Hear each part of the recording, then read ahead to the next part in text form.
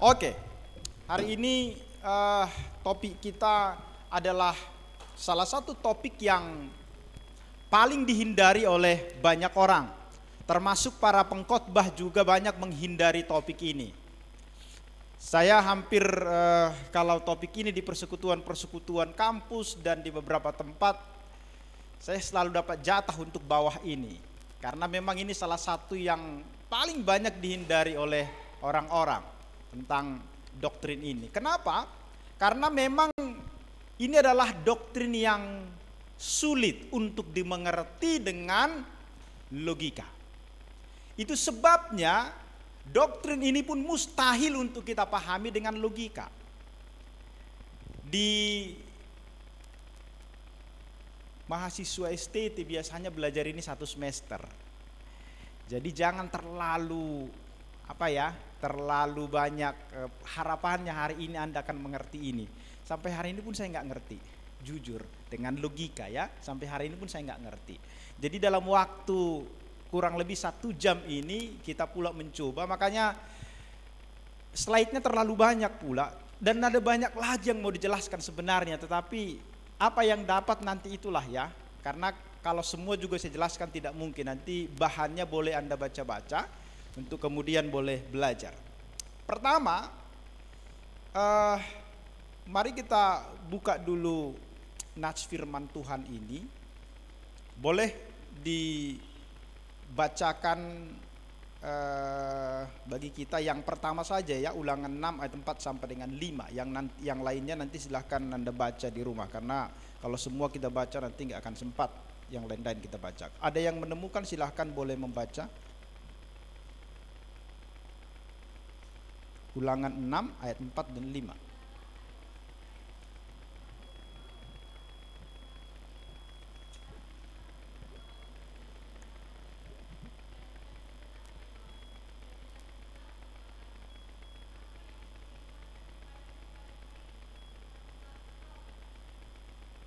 Oke, nats itu berbicara tentang, dia berkata begini, dengarlah hai orang Israel, Tuhan itu Allah kita. Tuhan itu adalah Esa. Artinya Allah itu adalah Allah yang tunggal. Allah itu adalah Allah yang Esa. Dan di beberapa bagian lain nanti kita melihat bahwa teks Alkitab juga menjelaskan kepada kita bahwa Allah yang disebut Allah yang Esa ini ternyata ada relasi dengan pribadi yang lain, yang adalah kita sebut dengan pribadi Allah Bapa, Anak, dan Roh Kudus itu. Nah, nas-nas yang lain boleh kita belajar nanti. Jadi doktrin ini adalah doktrin yang tidak mudah untuk dimengerti dengan logika. Jadi ketika kita berbicara tentang Allah yang Esa, itu bukan hanya dalam perjanjian lama, tetapi dalam perjanjian baru juga Allah itu disebut sebagai Allah yang Esa. Misalnya di dalam Galatia pasal 3 ayat 20, Yohanes 5 ayat 44, 1 Timotius 2 ayat 5, dan banyak ayat yang lain yang menjelaskan bahwa Allah itu adalah Allah yang Esa. Pertanyaannya adalah, keesaan Allah itu berada di mana? Kalau begitu, kalau Allah itu Esa, kenapa kita mengakuinya dengan 3 pribadi yang berbeda? Kalau disebut Esa, tunggal, berarti seharusnya kan itu tidak tri. Tetapi kita mengenal Allah kita dengan Allah yang 1 sekaligus 3. 3 sekaligus 1. Sampai di sini saja itu sudah membingungkan bagi kita. Oke. Kenapa harus seperti ini? Ya terserah dia, karena dia Allah. Kan itu sebenarnya. Orang seringkali memaksa Tuhan itu harus sesuai dengan logikanya. Itu masalahnya. Allah sekali lagi tidak bisa kita logikakan. Nanti saya akan membahas kenapa seperti itu. Jadi doktrin Tritunggal adalah doktrin yang unik dan hanya ada pada ajaran Alkitab. Dan dasar dari kekristenan adalah Tritunggal. Semua doktrin yang lain dibangun di atas doktrin Allah Tritunggal. Jadi kalau boleh kita mengatakan, Kekristenan itu sebenarnya adalah Allah Tritunggal.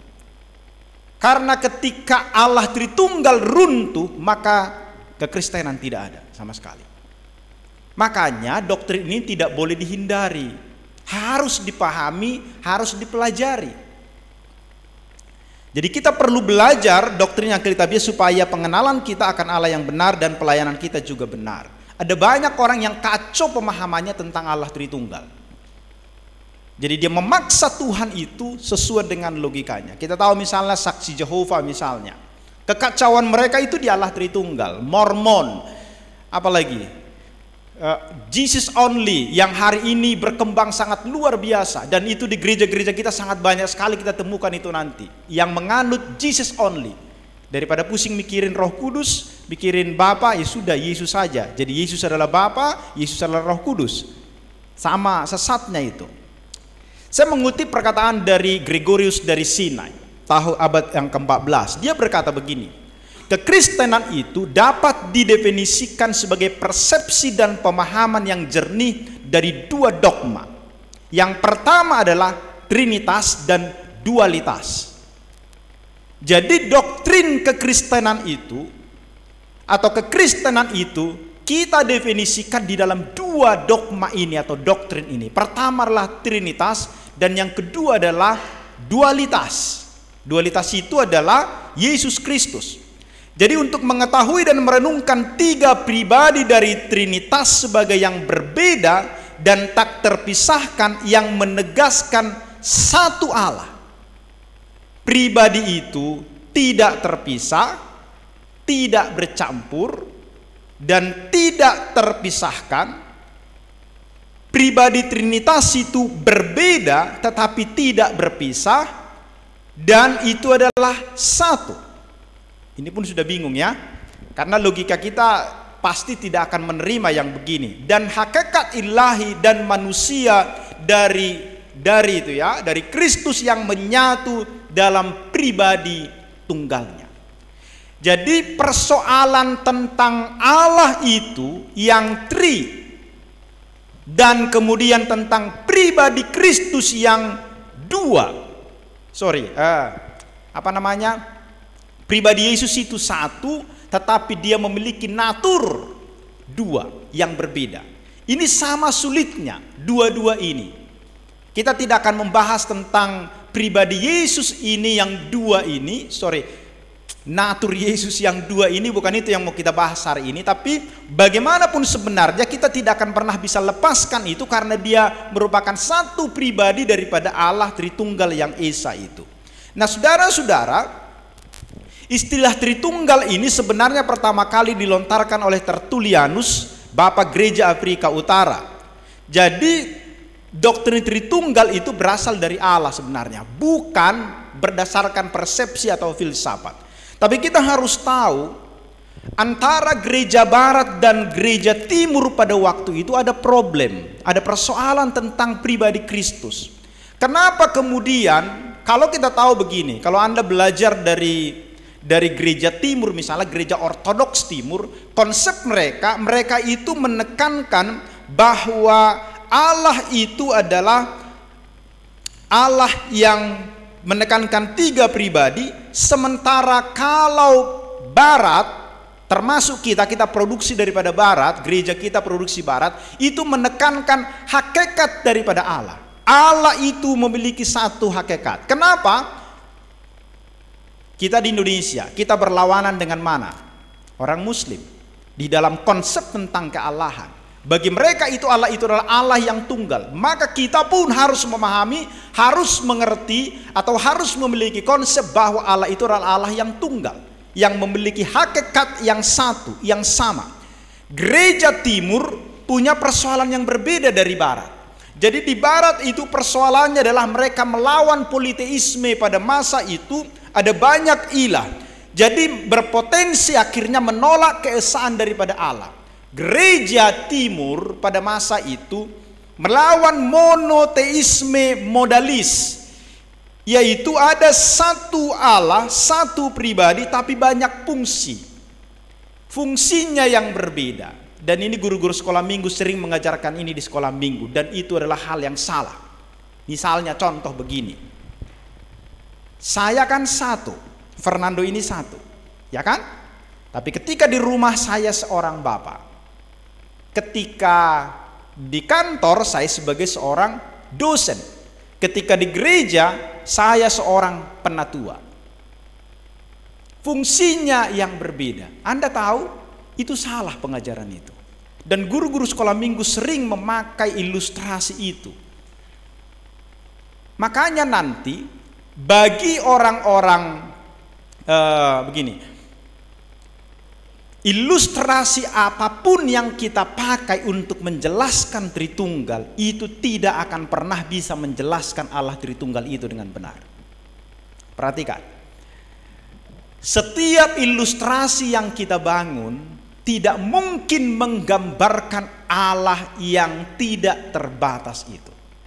Jadi ilustrasi atau analogi apapun yang kita pakai tentang Allah itu tidak akan pernah bisa menjelaskan Allah Tritunggal itu dengan benar.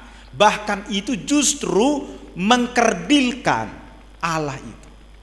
Makanya kalau ditanya begini, kasihlah ilustrasi atau contoh. Saya bilang, gak bisa kita buat contoh apapun tentang Allah Tritunggal. Kenapa? Karena tidak ada yang sama persis dengan Allah itu.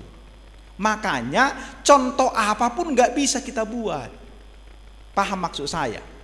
Karena kalau kita buat ilustrasi menggambarkan Allah Tritunggal hubungannya seperti ini, itu tidak akan pernah bisa menjawab persoalan tentang Allah Tritunggal itu. Gak akan bisa. Makanya barang siapa membuat doktrin Tritunggal semakin masuk akal, maka itu semakin sesat. Semakin Anda mengerti dengan logika, justru itu makin sesat itu. Itu sebabnya saya hari ini tidak berharap Anda mengerti dengan logika, tetapi mengerti dan memahami dengan apa? Dengan iman. Karena dengan logika mustahil, yakinlah.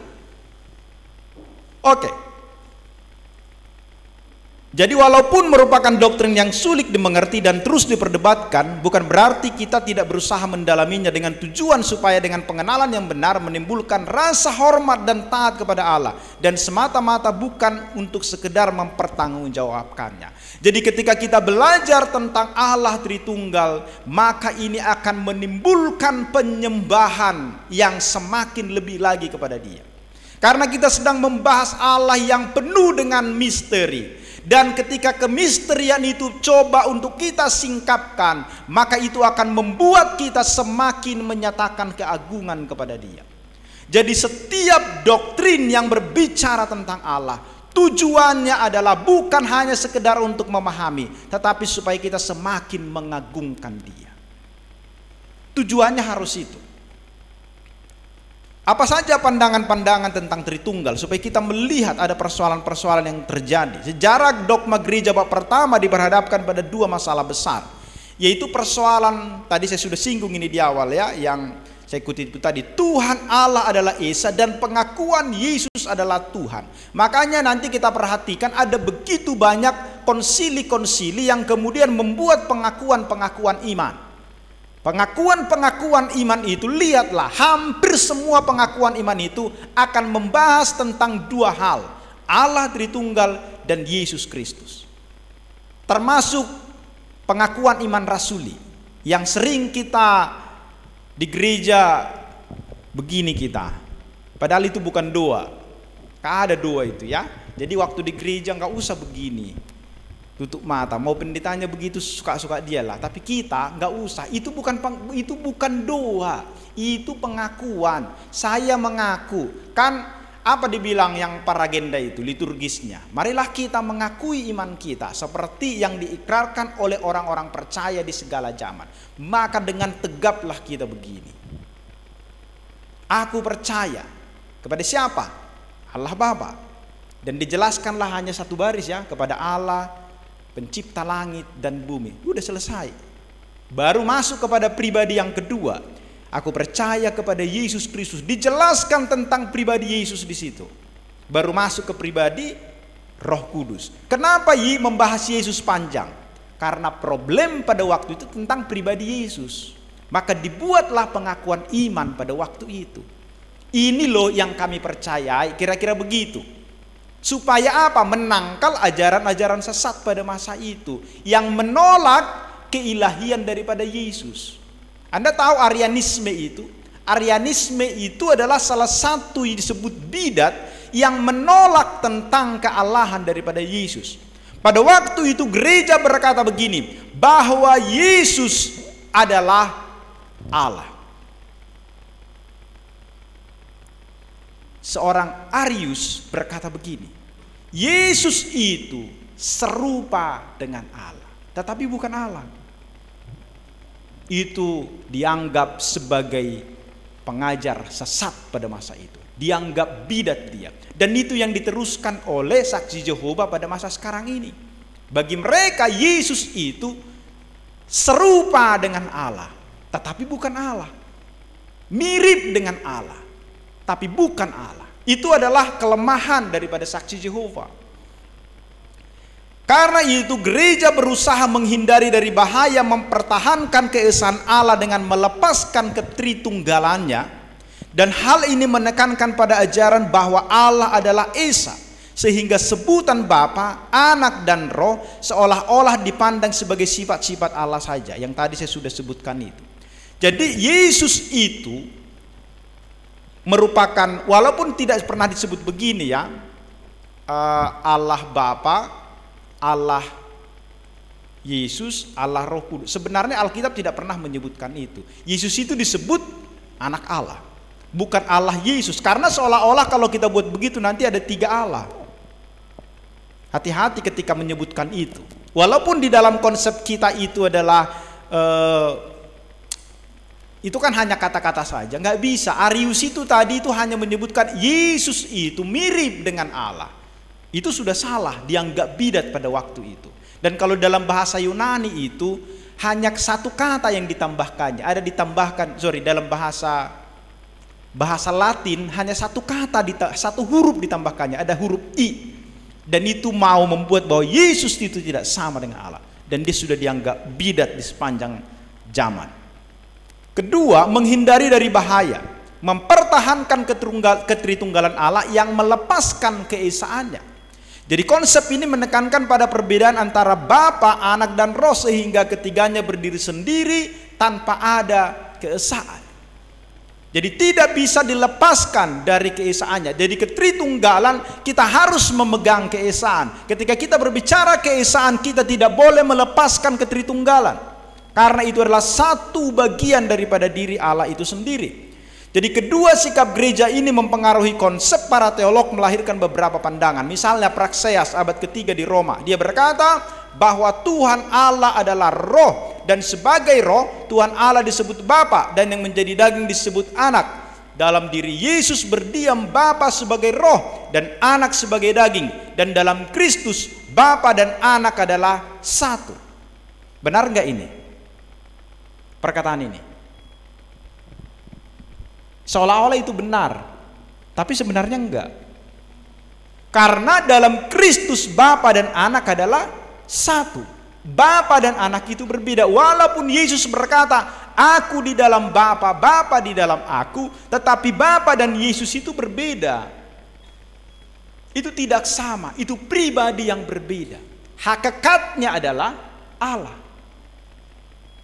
Tetapi Yesus dan Bapa itu pribadi yang berbeda. Oke. Dengan perkataan lain, manusia Yesus daging adalah anak dan Kristus roh adalah Bapa. Bapa memasuki daging sama dengan Kristus memasuki Yesus, maka dia turut menderita sengsara. Ini yang disebut dengan partisipanianisme. Jadi Tuhan dalam Yesus ada perbedaan antara daging yaitu anak dan roh itu adalah Bapa. Atau Bapa dan anak sama dengan roh dan daging, atau Kristus dan Yesus Allah pribadi yang satu yang disebut dengan kedua-tunggalan. Praxeas salah di dalam memahami itu. Baik. Kemudian Sabellianisme dari Sabellius. Ajaran ini mempertahankan keesaan Tuhan, tetapi dia melepaskan ketritunggalannya.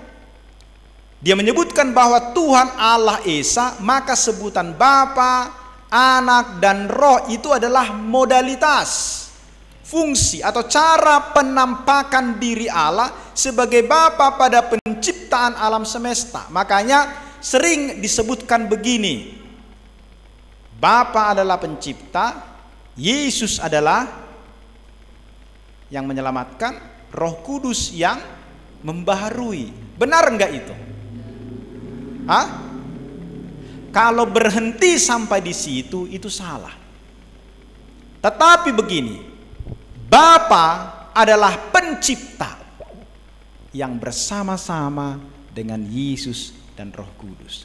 Yesus adalah yang menyelamatkan bersama-sama dengan Bapa dan Roh Kudus. Roh Kudus adalah yang membaharui bersama-sama dengan Bapa dan Yesus. Maksudnya tidak pernah ada satu tugas atau fungsi yang Allah itu tidak bersama-sama. Itu bersama-sama Dia. Jadi konsep daripada Sabellianisme ini mau mengatakan bahwa ada perbedaan pada masa penyelamatan itu anak, Roh Kudus pada masa Pentakosta hingga pada masa kini sampai Kristus datang kedua kali. Dalam pandangan ini Allah berevolusi. Jadi Bapa itu berubah menjadi Yesus, berevolusi menjadi Yesus, Yesus berevolusi menjadi Roh Kudus. Nanti balik lagi ke surga, ya sudah menjadi Bapa lagi. Bukan begitu konsep kekristenan. Kenapa itu sulit? Ya terserah dialah, dia Allah kan? Memang begitulah Allah kita. Jangan suka-suka kita mau maksa Tuhan itu sesuai dengan pikiran kita. Tadi saya sudah singgung ini, Arianisme ini. Pandangan ini mengatakan bahwa anak dan roh adalah ciptaan Bapa sebelum alam semesta diciptakan. Jadi Yesus dan Roh Kudus itu diciptakan di dalam konsepnya Arianisme. Jadi alam semesta ini diciptakan oleh Allah, Anak dan Roh Kudus, diberi kuasa membuat dan melaksanakan segala hal menurut kehendak Bapa. Itu berarti bahwa Allah Anak dan Allah Roh lebih rendah daripada Allah Bapa. Perkataan ini pun saya belum edit ini. Allah Anak harusnya tidak pakai Allah Anak ya. Yesus atau Roh Kudus, bukan Allah Roh. Alkitab tidak pernah sebenarnya menyebutkan itu. Oke. Kemudian Paulus dari Somasata, menurutnya Allah hanya dipandang dari satu pribadi. Allah dibedakan antara logos dan hikmat. Logos adalah anak dan hikmat adalah roh. Logos itu kan di dalam Yohanes 1 ayat 1 ya, pada mulanya adalah firman. Jadi firman dan logos itu adalah dua kata yang sama. Logos itu dalam bahasa Yunani. Jadi ketika disebut logos itu firman, perkataan, tetapi ketika Yohanes memakai istilah logos, dia merujuk kepada Yesus. Pada mulanya adalah logos. Logos itu bersama-sama dengan Allah dan logos itu adalah Allah. Dia merujuk kepada Yesus Kristus yang adalah logos. Kenapa Yohanes memakai logos? Karena tulisannya ditulis kepada orang-orang yang dipengaruhi oleh budaya Yahudi, filsafat Yahudi. Orang yang berfilsafat itu, perkataan ilmu logos itu adalah yang utama, yang paling penting. Maka Yohanes memakai itu supaya ketika dia menuliskan surat itu, orang yang dituju itu langsung mengerti. Makanya dia memakai istilah logos. Jadi bagi Paulus itu logos itu bukan pribadi, melainkan satu kekuatan yang tidak berpribadi. Oke. Logos bekerja pada Musa dan nabi-nabi dalam perjanjian lama dan bekerja juga dalam Yesus. Kediaman logos dalam Yesus sama dengan kediaman hikmat atau roh diam dalam diri para nabi dalam PL. Perbedaan logos dalam nabi-nabi dengan Yesus adalah bahwa dia adalah rumah Allah dengan hikmat yang sempurna. Jadi kita melihat bahwa Yesus itu, logos itu disebutkan bukan Tuhan. Kemudian Origens. Tujuan Allah adalah Esa sebagai lawan dari segala yang banyak. Logos berdiri sendiri sebagai suatu zat yang memiliki kesadaran ilahi dan ajas duniawi. Logos adalah gambaran Allah yang sempurna sejak kekal, dilahirkan dari Allah. Karena kekuasaan kehendak ilahi, ia terus menerus dilahirkan dari zat ilahi. Jadi dia tabiatnya sama dengan Allah, tetapi sebagai yang keluar dari Allah, maka ia lebih rendah dari Bapa. Di sini problem dia, yaitu dia menganggap bahwa pribadi Yesus itu lebih rendah daripada Bapa. Sekali lagi kita melihat bahwa konsep daripada Origenes ini juga salah. Roh Kudus ada karena anak sehingga bidang kerjanya lebih sempit dari anak. Bapa adalah asas adanya segala sesuatu dan Roh Kudus adalah ajas penyucian segala sesuatu. Dan ajaran ini disebut ketritunggalan Allah yang bertingkat, subordinanisme. Baik. Itu masih pengantar tadi ya. Saya mau masuk kepada apa itu doktrin Tritunggal. Tadi saya sudah singgung ini di awal. Sebelum kita masuk, kita harus sampai kepada pemikiran ini dulu. Bahwa Allah pencipta alam semesta adalah Allah yang tidak terbatas. Sebagai yang tidak terbatas, maka yang terbatas tidak mungkin untuk memahami yang tidak terbatas itu dengan pikiran yang terbatas. Mustahil itu. Saya sering pakai begini ilustrasinya. Walaupun tadi Allah itu tidak bisa digambarkan dengan ilustrasi begini, tapi paling tidak ini hanya menolong saja. Kalau saya menggambarkan Allah itu seperti air laut, ya kan? Walaupun tidak mungkin Allah itu seperti air laut, tapi bayangkan saja dulu. Oke? Kemudian manusia itu, pikiran kita, saya anggaplah seperti gelas. Pertanyaannya, bisakah semua air laut itu saya masukkan kepada gelas itu? Gak mungkin. Dia tidak mungkin bisa menampung itu semua. Seperti itulah kita dengan Allah. Tidak mungkin kita bisa memahami Allah itu. Laut itu terbatas, ya kan? Allah tidak terbatas. Maksud saya lebih daripada itu masih. Ketika kita mau masukkan Tuhan itu kepada pikiran kita, itu mustahil. Makanya kita harus memahami itu. Jadi Allah yang kita kenal adalah Allah yang rumit untuk dijelaskan dengan logika kita. Jadi Allah sebagai pencipta, tadi saya sudah sebutkan ini, tidak bisa kita analogikan dengan apapun. Sehingga tidak bisa kita untuk membuat analogi tentang Allah. Jadi Allah Tritunggal itu adalah misteri. Sesuatu hal yang tidak mungkin kita jangkau dengan logika berpikir kita. Sampai di sini bisakah diikuti? Bingung? Belum ya? Belum bingung kan? Masih bisa kan? Oke. Istilah Tritunggal kita tidak akan pernah temukan itu di dalam Alkitab. Jadi tidak ada istilah Tritunggal di dalam Alkitab. Tetapi walaupun kita tidak temukan di dalam Alkitab, bukan berarti bahwa konsep itu tidak ada di dalam Alkitab. Ada banyak hal yang tidak ada di dalam Alkitab dituliskan. Misalnya tentang apa lah ya? Ada banyak istilah-istilah di dalam teologi yang tidak ditulis di dalam Alkitab, tetapi konsep itu dibuat. Konsep itu ada, konsepnya ada, tapi istilahnya yang tidak ada. Jadi jangan sampai kita menolak konsep karena itu tidak dituliskan di dalam Alkitab. Itu maksudnya. Jadi kata ini diadopsi dari kata Inggris Trinity, kependekan daripada Tri-Unity. Jika kebenaran satu konsep ditolak hanya gara-gara istilah, tadi saya sudah singgung. Jadi banyak istilah yang tidak ada di dalam Alkitab. Misalnya ketidakbersalahan Alkitab, inerensi itu tidak ada kita temukan di dalam Alkitab itu dituliskan. Tetapi itu adalah kebenaran bahwa Alkitab itu tidak bersalah.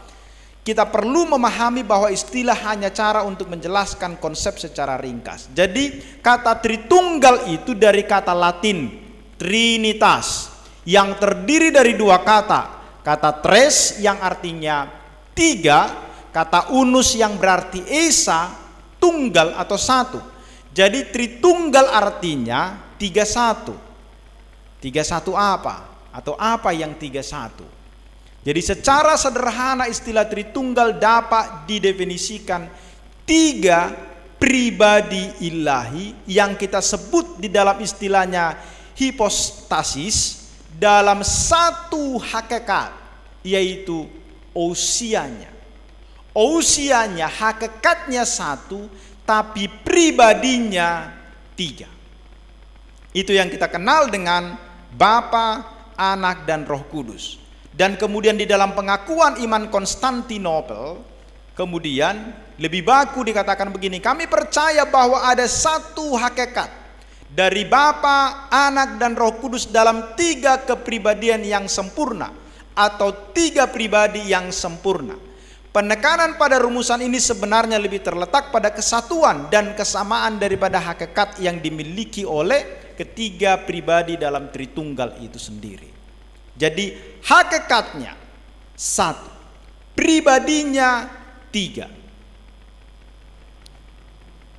Dengan demikian dalam konteks teologi Kristen yang paham bahwa Allah sebagai 3 pribadi dalam satu kesatuan, maka ketika menekankan hanya keesaan atau ketigaan, membuat doktrin ini kehilangan artinya. Sekaligus kita akan jatuh dalam 2 ekstrim. Ekstrim yang pertama adalah pandangan yang menganggap ada 3 Allah, atau pandangan yang mengatakan bahwa ada satu Allah dan menyatakan diri dalam 3 keadaan yang berbeda. Maka ketika kita berbicara tentang ketritunggalan, kita tidak bisa melepaskan daripada kesatuannya.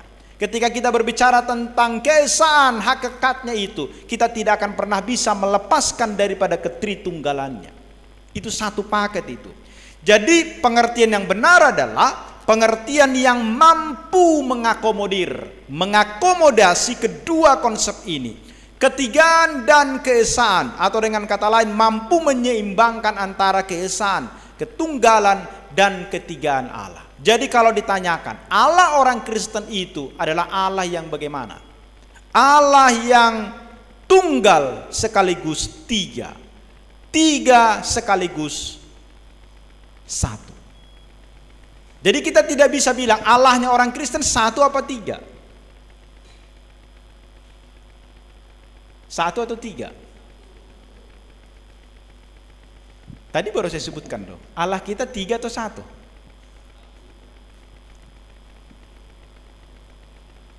1 dalam ketigaan, 3 dalam kesatuan. Jadi kalau ditanya, itulah bedanya Allahnya orang Kristen dengan semua agama yang lain. Orang agama yang lain akan berkata Allah kami politeisme, yang satu mengatakan monoteisme. Kekristenan bukan. Allahnya orang Kristen itu unik, tidak ada ditemukan di dalam agama yang lain. 1 tapi 3, 3 tapi 1. Jadi Allah kita bukan 1, bukan 3, tapi 3 tapi 1, 1 tapi 3. Kenapa harus begitu? Ya dia Allah, dia menyatakan dirinya dengan seperti itu. Oke, jadi harus diakomodir dia. Kedua konsep itu, ketigaan dan keesaan itu tidak bisa dilepaskan.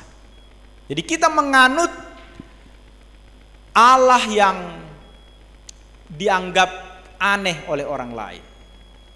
Karena tidak mungkin 1 itu 3, 3 itu 1. Mustahil itu. Ya 1 ya 1, 3 3. Makanya konsep monoteisme orang Kristen dianggap sebagai konsep kealahan yang tidak masuk akal. Memang benar tidak masuk akal. Dan tidak perlu kita bingung dengan itu, ya kan? Allah dalam 3 pribadi. Alkitab dengan jelas menyatakan doktrin yang unik dalam misteri ini, satu Allah Bapa, Anak dan Roh Kudus, satu Allah dalam 3 pribadi. Fakta bahwa Allah ada dalam 3 pribadi berarti bahwa Allah Bapa bukanlah atau berbeda dengan Anak.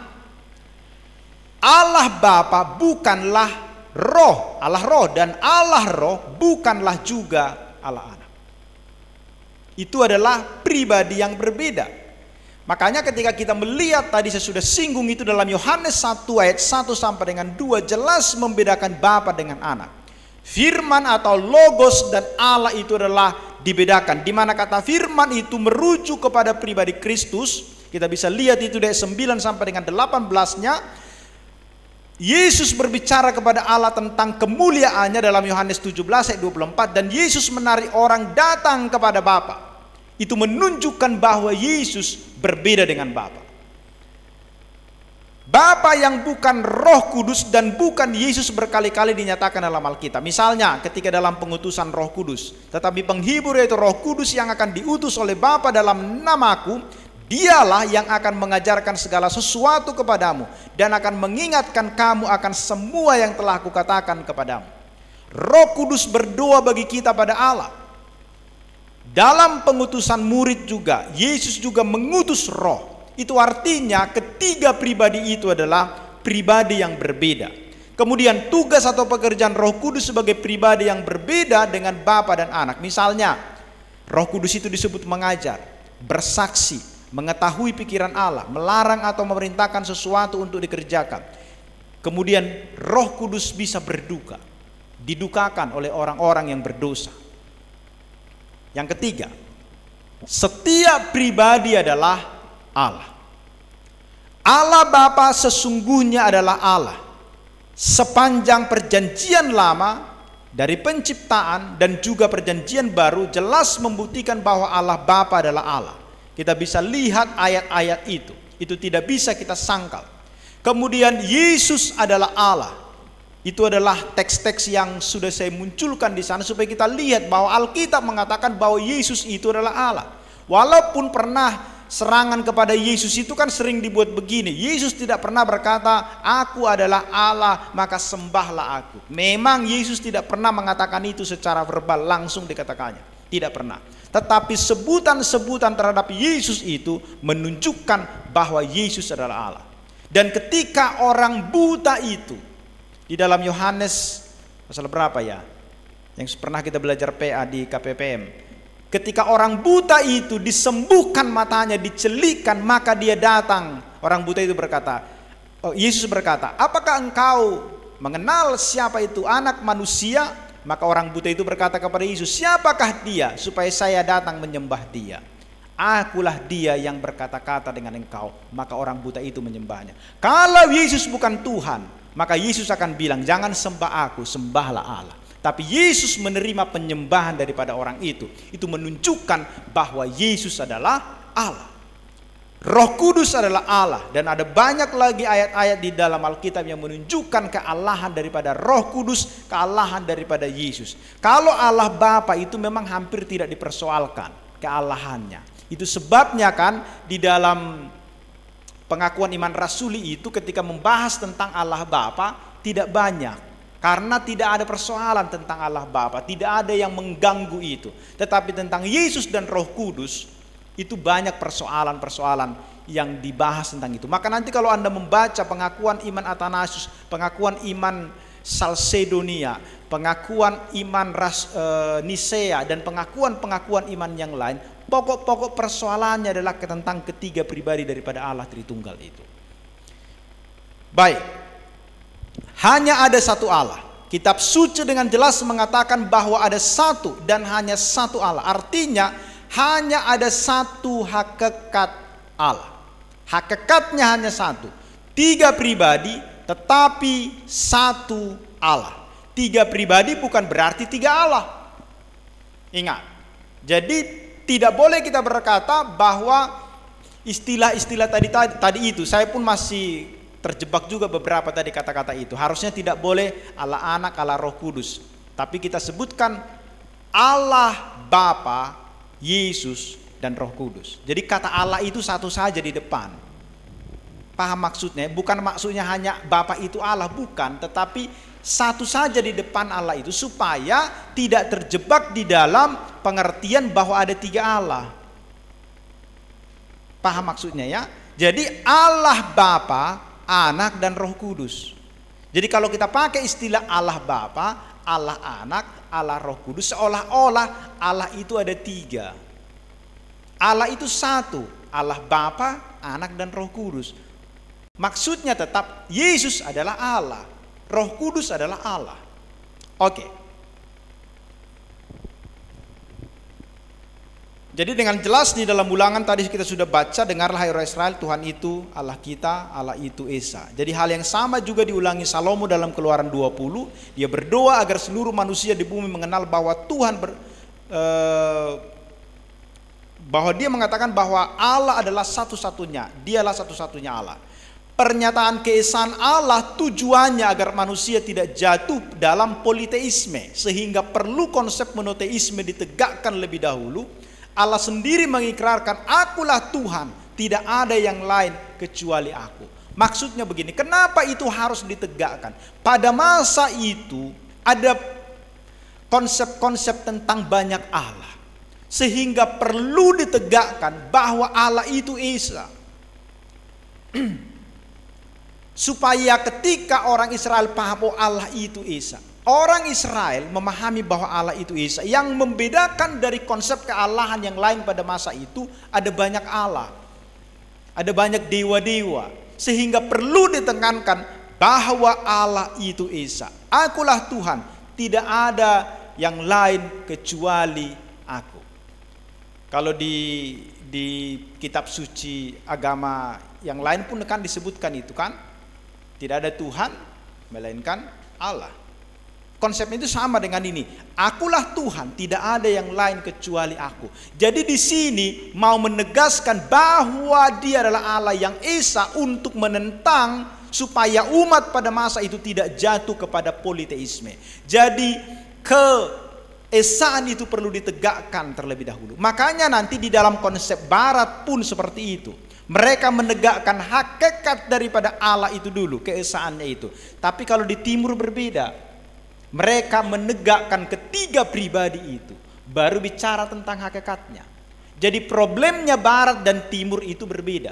Makanya nanti kalau Anda nonton misalnya channelnya Bambang Nursena, dia akan berbeda penjelasan tentang Allah Tritunggalnya dengan apa yang saya jelaskan coba ini. Kenapa? Karena problem di timur itu berbeda dengan problemnya Barat. Tujuannya sama, tetapi pendekatannya berbeda. Kenapa? Karena persoalan yang mereka hadapi pada masa itu berbeda. Makanya tidak usah pusing nanti ketika misalnya menjelaskan satu konsep tentang Tritunggal seperti ini, Barat seperti ini, Timur seperti ini, tidak usah pusing. Karena memang pada masa itu problem mereka berbeda. Oke. Yang kelima, pernyataan ketigaan dalam keesaan Allah, oneness of God. Allah adalah Esa, walau ada tiga pribadi. Ini menimbulkan suatu kontradiksi karena sesuatu adalah A dan bukan A pada waktu yang sama dan pada posisi dan kehormatan yang sama. Ini membingungkan. Jadi kalau A itu dia akan tetap A pada posisi yang lain, pada posisi yang sama. Tapi ini berbeda. Dia A dan bukan A pada waktu yang sama dan pada posisi kehormatan yang sama. Kontradiksi ini melahirkan pandangan bahwa ketiga cara atau manifestasi Allah tidak simultan atau tidak serentak pada waktu yang sama, melainkan hanya satu pribadi yang dinyatakan di dalam modalisme itu tadi.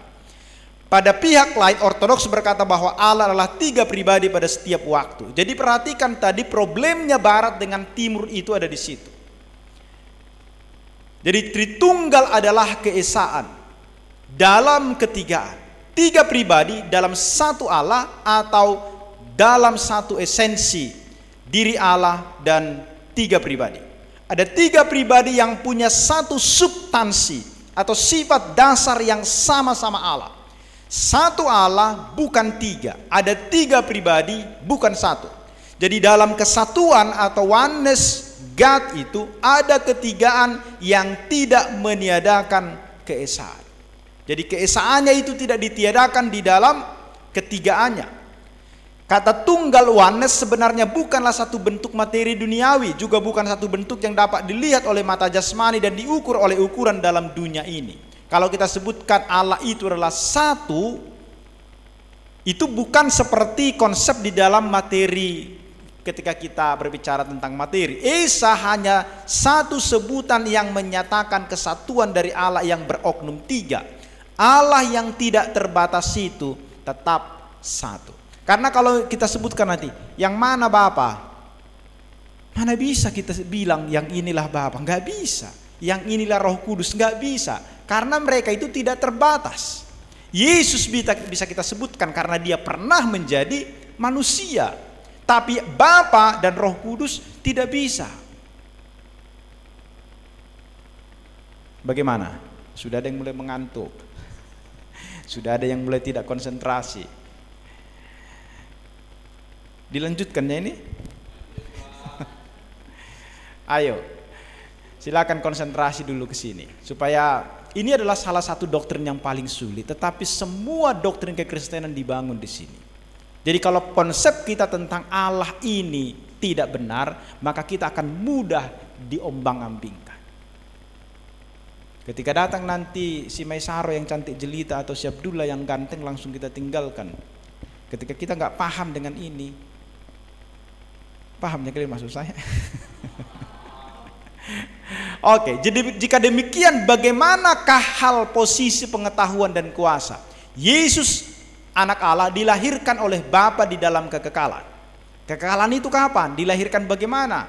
Ini bukan berarti, nanti saya jelaskan, pribadi kedua keluar daripada pribadi pertama. Pribadi pertama itu Bapa, pribadi kedua itu anak. Ini tidak berarti pribadi pertama lebih dahulu ada dibandingkan pribadi kedua. Nggak logis ya kan? Jadi kalau disebutkan begini, pribadi kedua keluar dari pribadi pertama, itu pasti akan menunjukkan bahwa pribadi pertama itu sudah ada kalau dari logisnya. Tetapi ini bukan berarti pribadi pertama lebih dahulu ada dibandingkan pribadi kedua. Yesus sudah ada dari kekekalan bersama-sama dengan Allah Bapa. Kapan Yesus ada? Kapan Yesus ada?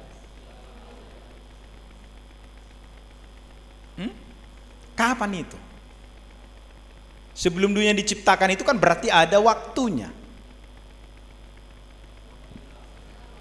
Di dalam kekekalan. Di dalam kekekalan itu gak bisa kita sebutkan. Begini maksudnya, Allah itu tidak pernah tidak ada. Jadi maksudnya kita gak bisa buat satu titik dari sini, dari sinilah Allah itu mulai ada. Gak bisa. Allah itu sudah ada sejak yang ada ini belum ada. Dan dia akan tetap ada sekalipun yang ada sekarang ini tidak ada. Oke? Kapan itu? Tidak bisa diukur dengan waktu. Kenapa? Karena Allah ada di luar waktu. Dia tidak berada di dalam ruang dan waktu. Jadi kita tidak bisa mengukur sejak kapan Allah ada. Gak bisa kita pertanyakan itu kepada Tuhan. Karena dia sudah ada. Karena kalau kita sebut mengada, berarti ada waktu dia pernah tidak ada. Allah itu sudah ada sejak yang ada ini belum ada. Kapan itu? Ya sudah ada. Kapan itu? Lah terkatakan. Oke, pada waktu pribadi kedua keluar dari pribadi pertama, bukan berarti pribadi pertama kehilangan sesuatu. Juga tidak berarti menjadi ada dua Allah. Sama seperti pribadi yang ketiga. Dalam keadaan yang sama, Roh Kudus pribadi yang ketiga keluar dari pribadi pertama dan pribadi kedua. Ini juga bukan berarti ada dua Roh Kudus, tetapi satu. Ini juga bukan berarti bahwa Roh Kudus belakangan ada. Kapan ada Roh Kudus? Jadi jangan sampai kita terjebak misalnya Yesus itu ada ketika dia lahir. Bukan. Yesus sudah ada bersama-sama dengan Allah di dalam kekekalan. Roh Kudus itu sudah ada bukan pada saat Pentakosta, tetapi sebelum Yesus, Roh Kudus itu sudah ada di dalam kekekalan bersama-sama. Tiga pribadi itu sudah ada. Kenapa demikian? Kenapa Allah disebut kasih? Kalau saya disebut adalah pribadi yang mengasihi, berarti harus ada objek yang saya kasihi, ya kan? Kalau saya sendiri, bisa nggak disebutkan saya mengasihi? Kepada siapa saya mengasihi? Kenapa Allah itu disebut, atribut Allah itu salah satu adalah kasih. Kenapa disebutkan itu kasih? Karena Allah mengasihi. Dengan siapa dia mengasihi? Dengan ketiga pribadi Allah itu. Dia sudah saling mengasihi satu dengan yang lain. Ada relasi di antara ketiga pribadi itu. Makanya Allah disebut kasih. Bukan berarti ketika baru ada manusia, baru kemudian Allah itu disebut kasih. Itu sudah ada, atribut itu sudah ada dalam kekekalan. Oke. Jadi ketika pribadi pertama berbeda dengan pribadi kedua dan ketiga, bukan berarti lain Allah. tetap satu Allah. Dalam doktrin Allah Tritunggal secara posisi tidak ada yang lebih besar atau lebih tinggi atau kecil daripada yang lain. Jangan berpikir anak itu lebih rendah daripada Bapa atau Roh Kudus itu lebih rendah daripada Yesus. Sama itu. Hakikatnya sama, sama-sama Allah. Dalam hal waktu tidak ada yang lebih dahulu atau kemudian dari yang lain. Secara sifat tidak ada yang lebih kurang atau lebih besar daripada yang lain. Sudahlah, berdoa kepada Yesus sajalah. Mungkin kepada Bapa nggak didengarin. Nggak bisa. Kita berdoa kepada siapa? Kepada Bapa. Lewat siapa? Yesus Kristus. Siapa yang mengajari kita berdoa? Roh Kudus. Tapi itu bukan berarti kita memisahkan ketiganya, bukan. Waktu kita berdoa kepada Bapa, kita juga berdoa kepada Yesus dan Roh Kudus. Oke. Urutan dalam waktu hanya satu urutan pernyataan dalam objek konsep waktu untuk kita bisa mengerti. Sebab keberadaan Allah Tritunggal tidak masuk dalam urutan waktu karena kekal adanya. Itu ya, tadi saya sudah jelaskan tentang itu. Hal ini nampaknya kontradiksi dengan pernyataan Yesus dan Bapa seperti dalam Injil Yohanes. Misalnya anak diutus oleh Bapa. Ya kan, kalau berarti Bapa lebih besar dong orang dia yang mengutus. Kan yang mengutus biasanya kan lebih berkuasa, lebih berotoritas. Roh diutus oleh Bapa, anak berdoa untuk kedatangan Roh Kudus, Roh bersaksi tentang anak, Roh memberitakan apa yang didengarnya dari anak. Tetapi ini bukanlah kontradiksi. Ada kesulitan yang lain. Misalnya Yesus mengatakan bahwa Bapa lebih besar daripadanya. Bapa lebih besar daripada aku, kata Yesus. Yesus tidak tahu akan hari H atau waktu kedatangan Kristus yang kedua kali. Tentang hari kedatanganku aku tidak tahu, hanya Bapa yang tahu, kata Yesus. Bapa melahirkan, anak dilahirkan. Bapa mengutus anak, Roh diutus Bapa dan anak berdoa kepada Bapa. Ini menjadi satu kesulitan juga yang kita temukan di dalam Alkitab. Artinya ini sudah dijelaskan sebenarnya kepada kita. Ada kesulitan-kesulitan yang lain juga akan kita temukan. Anak melakukan kehendak Bapa, anak mengasihi Bapa, Yesus dikasihi Bapa, anak takluk kepada Bapa, Roh berdoa pada Bapa, Roh berbicara atas otoritas Bapa untuk memuliakan anak. Kemudian yang keenam, beberapa elemen penting dalam doktrin Tritunggal. Kita tetap berpegang teguh akan keesaan Allah, monoteisme, yang telah tertanam sejak awalnya seperti yang Tuhan sudah katakan. Adanya keyakinan dan pengakuan kealahan ketiganya, Bapa, Anak, dan Roh Kudus, setiap pribadi secara kualitatif adalah sama. Anak adalah ilahi, sama seperti Bapa yang juga adalah sama dengan Roh Kudus. Tritunggal adalah kekal. Ada selalu tiga pribadi, yaitu Bapa, Anak, Roh Kudus bersama-sama ilahi atau kekal. Tidak ada satu atau dua pribadi diantaranya yang menjadi pada satu titik waktu atau pada waktu tertentu menjadi ilahi. Jadi Yesus tetap ilahi dari awal. Dia akan tetap dia sebagaimana dia adanya. Jadi ketika Yesus menjadi manusia, kealahannya tidak berkurang, tetapi ditambahkan kepadanya satu pribadi kemanusiaan. Kealahannya sama sekali tidak berkurang. Makanya kita selalu mengatakan Yesus itu adalah Allah yang seutuh-utuhnya, yang sempurna, dan manusia yang seutuh-utuhnya, yang sempurna. Kealahan dan kemanusiaan di dalam diri Kristus itu sama, tidak bercampur, tidak terpisah, dan tidak saling mempengaruhi satu dengan yang lain. Kealahan dan kemanusiaan itu sama-sama ada di dalam diri Yesus. Dan itu tidak logis itu. Karena tidak mungkin dalam waktu bersamaan ada kealahan dan kemanusiaan. Tidak mungkin itu. Oke.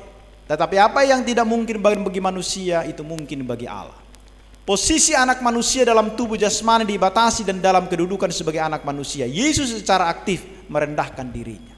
Jadi ketika Yesus tadi di dalam pengakuan-pengakuan Bapa lebih besar daripada aku, ketika Yesus memang mengosongkan dirinya, berkenosis dia, mengambil rupa seorang hamba, menjadi manusia. Dalam kapasitas itu, Yesus mengatakan bahwa Bapa lebih besar daripada aku. Oke. Kematian Yesus adalah kematian aktif. Bapa, ke dalam tanganmu kuserahkan nyawaku. Dan ketidaktahuannya akan hari H adalah sikap Yesus yang memilih tidak tahu secara aktif. Bukan berarti Yesus tidak tahu, tetapi dia memilih untuk tidak tahu. Lebih kecil atau lebih besar adalah dalam konteks pelayanan Kristus. Jadi kalau kita baca itu tadi, Bapa lebih besar dari aku, itu dalam konteks pelayanan. Jadi Yesus sama besarnya dengan Bapa. Pekerjaan anak adalah pekerjaan Bapa, bukan pekerjaan yang diutus. Pekerjaan Roh Kudus adalah pekerjaan Bapa dan anak, dan bukan pekerjaan yang ditugaskan.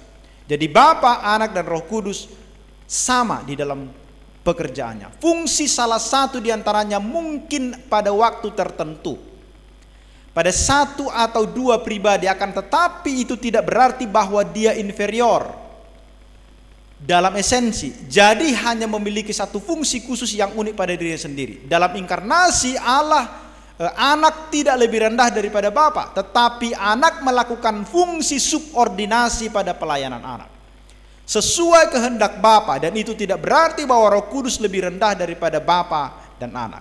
Oke, ini terus saya ulang-ulang supaya kita benar-benar mengerti dan memahami konsep ini. Urutan dalam waktu hanya sebagai urutan pernyataan dalam konsep waktu menurut manusia supaya kita mengerti. Jadi Tritunggal tidak dapat sepenuhnya kita mengerti. Kita tidak dapat mengerti sepenuhnya misteri akan doktrin Allah Tritunggal ini. Jadi suatu ketika kita akan melihat Allah, kita akan melihat dia sebagaimana adanya dia, dan mengerti dia dengan jelas daripada apa yang kita kenal sekarang. Di dalam pemikiran kita sekarang, bagaimana Allah tiga tapi satu, satu tapi tiga, itu tidak akan masuk di dalam logika kita itu. Tetapi nanti ketika bertemu dengan Tuhan, kita akan berkata, oh inilah rupanya maksudnya. Paham maksud saya? Jadi bagi Anda yang pengen mengerti sekali, tahulah jawabannya ya. Oke. Waktunya berapa lama lagi? Habis. Karena saya kayaknya udah 1 jam saya ngomong. Jadi saya tutup aja. Sebentar lah kalau begitu. Saya masuk kepada ini. Sebelum masuk pertanyaan. Ini yang ke-7, yang 7 atau 8 ini ya, saya lupa, saya buat. 2 dimensi Trinitas supaya kita mengerti sedikit tentang ini. Pertama, Trinitas ekonomik, membicarakan Trinitas dalam hubungan dengan manusia. Maksudnya begini. Jadi Allah Tritunggal itu Bapa, Anak, dan Roh Kudus sebagai satu persekutuan ilahi yang mengerjakan keselamatan bagi seluruh ciptaannya. Trinitas dalam hubungan relasi dengan ciptaannya di dalam ini, seperti gambar ini kan, dari Bapa melalui Anak dalam Roh Kudus bagi kita. Jadi Allah Tritunggal itu diberikan kepada kita melalui Anak dalam Roh untuk kita, dan akan kembali bagi Bapa. Ini yang disebut dengan Trinitas ekonomik. Saya kembali ke awal tadi. Jadi Bapa, Anak, dan Roh sebagai satu persekutuan ilahi yang mengerjakan keselamatan bagi seluruh ciptaannya. Jadi ini adalah relasi di dalam hubungan ketritunggalan Allah itu. Ada relasi di sana. Yang kedua adalah Trinitas imanen yang membicarakan Allah dalam dirinya sendiri. Jadi tidak ada hubungannya dengan manusia. Trinitas Bapa, Anak, dan Roh Kudus dalam dirinya sendiri sebagai satu persekutuan ilahi tanpa relasi dengan umatnya. Jadi bahasa Trinitas ekonomik adalah semua dari Bapa melalui Anak di dalam Roh Kudus bagi kita, dan di dalam kuasa Roh Kudus melalui Anak bagi Bapa. Bahasa Trinitas imanen, Allah adalah satu hakikat dalam tiga pribadi Allah, Bapa, Anak, dan Roh Kudus. Jadi kalau kita lihat gambarnya itu, Trinitas Imanen ini yang disebut dengan Scutum Fidei, yang sebelah kanan itu perisai iman. Bapa bukan Anak, Anak bukan Roh Kudus, Roh Kudus bukan Bapa. Ini adalah imanen, Allah yang tidak ada hubungannya dengan umatnya, membicarakan Allah yang kita sebut dengan Trinitas Imanen. Tetapi yang sebelah kiri itu Trinitas Ekonomi, membicarakan Allah Tritunggal yang ada hubungannya, relasinya di antara ketiga pribadi itu, yang ada relasinya, hubungannya dengan umatnya. Jadi gambaran ini harus kita lihat. Jadi ketika bicara tentang Scutum Fidei itu berbicara tentang Trinitas Imanen yang tidak ada hubungannya dengan umat. Jadi Bapa bukan Anak, Anak bukan Roh Kudus, Roh Kudus bukan Bapa. Tetapi Bapa adalah Allah, Anak adalah Allah, Roh Kudus adalah Allah. Gambar ini tetap memiliki kelemahan. Ingat, ini tidak bisa menggambarkan dengan tuntas. Berapa lingkaran di situ? 4. Orang timur akan melihat begini, berarti orang barat menciptakan ada satu Allah lagi, jadi 4. Makanya orang timur tidak mau pakai ini, dia pakai yang Trinitas Ekonomik itu, menjelaskan tentang Tritunggal. Tapi orang barat yang sering diajarkan kepada kita yang sebelah kanan itu, karena kita memang dipengaruhi. Jadi Bapa, Anak, Roh Kudus, pribadi Allah itu berbeda, tetapi hakikatnya satu, adalah Allah. Jadi ada berapa Allah? 3 di dalam kesatuan, 1 di dalam ketigaan. Mas Haibi? Oke, jadi sebelum Bang Edi datanglah ke depan. Bapa, Anak, dan Roh Kudus bukanlah 3 individu yang terpisah satu dengan yang lain. Ketiganya adalah 3 pribadi yang tidak pernah tanpa relasi dan komuni. Person in relation. Jadi tetap itu ada relasi di antara ketiga Allah itu. Person in community, bahkan pribadi adalah relasi. Oke, ini kalau saya panjangkan masih panjang ini. Silakan. Iya, karena memang dari pengurus pun Bang sebenarnya sudah memahami bahwa tema ini merupakan tema yang cukup dalam dan bahasannya juga panjang. Jadi teman-teman nanti kalau ada hal-hal yang masih bingung, nanti bisa langsung menghubungi Bang Fernando. Ada bahan yang beliau siapkan, nanti bisa menghubungi kami di WhatsApp group, bisa dibagikan nanti bahan yang disampaikan Bang Nando. Jadi kita diberi waktu 10 menit untuk tanya jawab. Ya. Bagi teman-teman yang mau bertanya, mungkin bisa langsung ditanya dan kemudian nanti bisa dibantu oleh Bang Fernando Tambunan, mumpung beliau ada. Karena memang penjelasan yang dilakukan secara langsung ini mungkin lebih bisa nangkap ya, bisa lebih dipahami ketimbang kita kalau WhatsAppan atau teleponan.